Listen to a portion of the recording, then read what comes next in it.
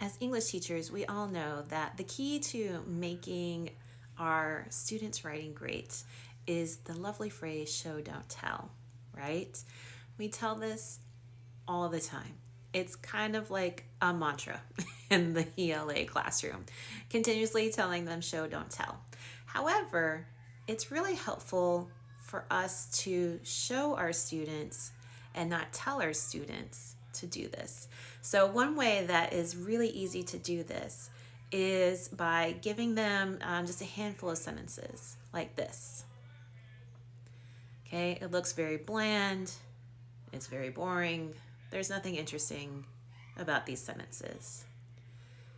But then, if we take away the expectation of having to be creative on the spot and say, okay, just make it interesting now, tell me, like, show me, we can give them a little bit of guidance and let their creativity shine through by then just giving them a directive like this, where they get to choose the genre that this is set in.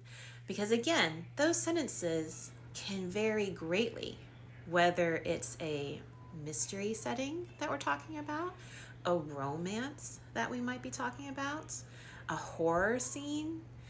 There are so many ways that you could change this and truly bring in the expectations of showing and not telling by just giving that little tiny extra directive there.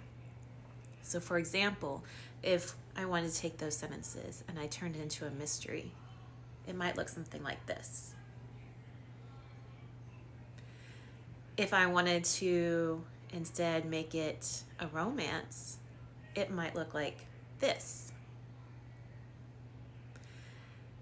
So I've done the same thing. I have given all of the feels, I've put in the emotion, I've brought in the sensory language, but both are very different, even though I started with the same thing, the same bland sentences.